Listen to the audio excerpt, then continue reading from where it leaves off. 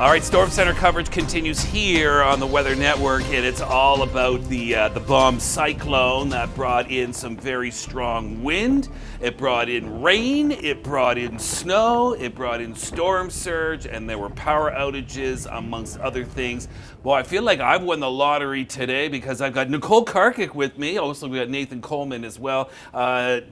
As far as storms go, this was a doozy, Nicole. Very impressive. I mean, we'll cover more about the peak things that we saw, but let's bring in Nathan Coleman, who's in Halifax under sunny skies for today. Welcome to the morning show, Nathan. Now, the weather bomb did hit you in the maritime provinces, but had more of an impact in other locales. Tell us what you did experience through it. Well, it's great to be here, Nicole. Yesterday we did get the rain here in Halifax, and no one complains about the rain anymore after the drought this past summer, but we did have some windy conditions that did impact the ferry crossings between Nova Scotia and PEI.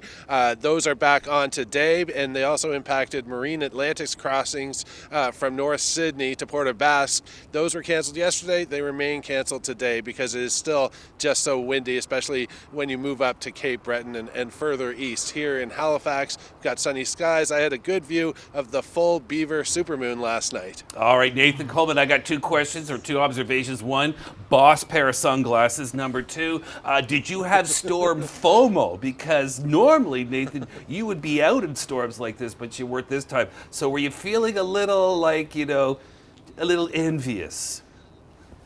I definitely was. I requested to go, but we couldn't go this time. We're going to go for the next big one, I think. But when I saw, those videos coming out of Corner Brook, they even got the full plows out. I can't wait to get out with my winter tires, test them out. I live for that kind of stuff. So they're enjoying making some, snow figures out and snowmen out in Corner Brook today. I wish I was out there playing in it, but for now I'm just out here in sunny Halifax. Though overnight tonight it's going to cool down. Maybe further inland, Cobequid Pass, we might see a sprinkle of snow.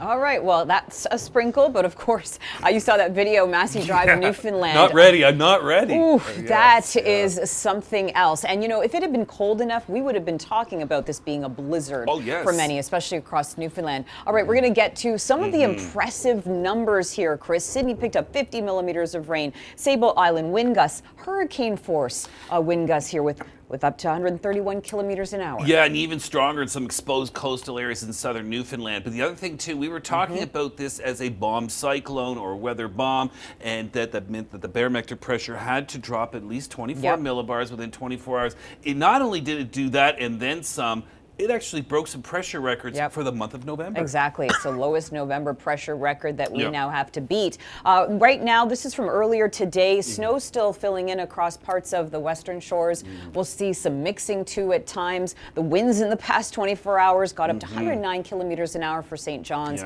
And Chris, today, it's still being felt. It's still very windy. It's a gradual easing of the wind. So the ferries are not running again this morning on the Marine Atlantic. We'll have to see about the later sailings, and that means we still got some very high waves and still some very high water. Let's not forget we had the full supermoon, and that had a big influence on the tides. Absolutely. Now, and hot on its heels, we've got another system, Chris, we're watching. So moisture and wind moving out, but through Thursday, another storm clipping the maritime provinces, hitting Cape Breton, heading for Newfoundland as well through the end of the week. This round won't be as intense in terms of the winds, but we're still going to throw more rain and even some snow at you. So this takes us into Friday.